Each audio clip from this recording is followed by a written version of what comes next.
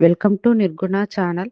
ఒక అతను ఒక గురువు దగ్గరికి వెళ్లి, "గురువుగారు, ఈ ఊళ్ళో నాకు పని లేదు. నేను వేరే నగరానికి వెళ్లి పని చూసుకొని అక్కడే స్థిరపడాలని అనుకుంటున్నాను. మీరు నన్ను ఆశీర్వదించండి" అని అడుగుతాడు. అలా గురువుగారి దగ్గర ఆశీర్వాదం తీసుకొని అక్కడి నుంచి వెళ్ళిపోతాడు అతను. కొన్ని రోజుల తరువాత గురువుగారు ఆ ఊళ్ళో అతనిని చూసి, "నువ్వు ఇంకా ఇక్కడే ఉన్నావా? ఆ రోజే వెళ్ళిపోయావు అనుకున్నాను" అని అంటారు. ఆ యువకుడు, "గురువుగారు, నేను ఆ రోజే బయలుదేరాను.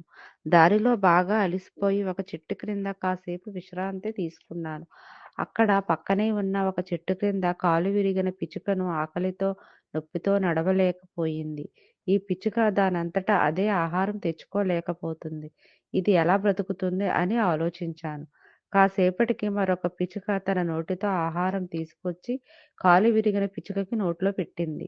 అది చూసిన నేను, కాలు విరిగిన పిచ్చుకకు ఆహారం కోసం భగవంతుడు ఏదో ఒక ఏర్పాటు చేశాడు. మనిషినైన నాకు భగవంతుడు ఏదో ఒక ఏర్పాటు చేయకుండా ఉంటాడా అని అనుకుని నా ప్రయాణం మానుకున్నాను" అని అన్నాడు. అంతా విన్న గురువుగారు, "నువ్వు ఎందుకు ఆ కాలు విరిగిన పిచ్చుకలా ఉండాలని అనుకుంటున్నావు? తన శ్రమతో ఆపదలో ఉన్న పిచ్చుకకు ఆహారం ఇచ్చిన పిచ్చుకగా ఉండాలని నువ్వెందుకు అనుకోవడం లేదు" అని ప్రశ్నించారు గురువుగారు. మనం కూడా చాలా చాలా చిన్న విషయాలకు ఇతరుల మీద ఆధారపడకుండా మన పని మనం చేసుకుంటూ ఇతరులకు మన సహాయం అవసరమైనప్పుడు సహాయం చేస్తే మానవ జన్మ సార్థకం అవుతుంది.